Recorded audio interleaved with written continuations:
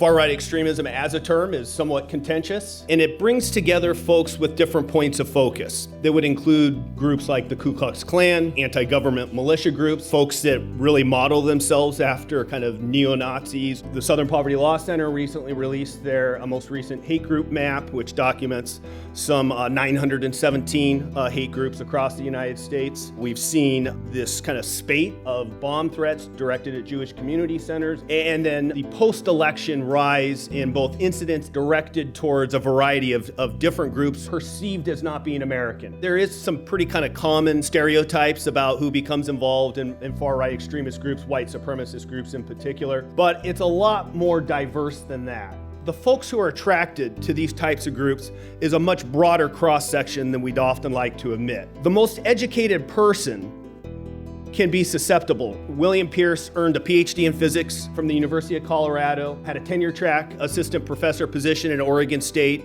and really gave it up to devote his life to being a full-time neo-Nazi propagandist. I saw a documentary on PBS about the Ku Klux Klan, and I could still to this day remember one of the Klansmen looking at this guy. How did he get to this point in his life where he was so consumed by hate and saw the world in those terms? I was about 16, and I was at a friend's house, and we were watching the movie Colors, and my friend's dad is sitting behind us on the couch. And at some point during the movie, out of nowhere, he says, "Well, we just need to flush all the blacks down the toilet." What was interesting about that incident was his dad was not a member of the Klan.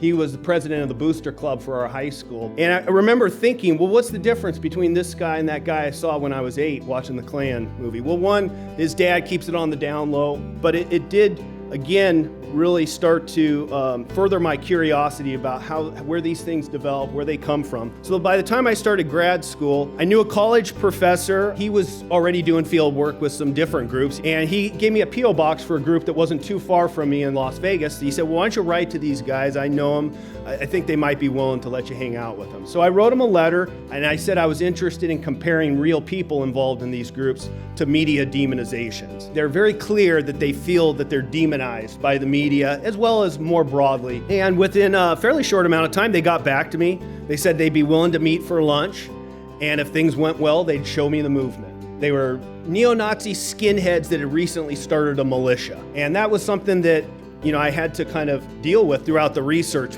was this desire to want to get close to them, but not too close. One of the things we focus on in American Swastika is this idea of hidden spaces or free spaces. They're social locations where people come together who have ideas that are counter the mainstream. And so if you are not able to express yourself the way you'd like at work or at school, having a space to go to where you can express yourself becomes very important to keeping that kind of extremism going. As a parent, if you're a white supremacist, your goal is to pass it on to your children. In the propaganda, you see a lot of talk about how the family is the bedrock. It's the foundation for the movement, that the movement cannot succeed if people don't have families that are racially conscious. The last 5 years, I've been going around interviewing former white supremacists. A lot of these folks will say, well, why is it so bad to be a racist? And I was told in the field, we're hated by everybody. The only people it's okay to hate are racists. One of the things that I think is so difficult at this time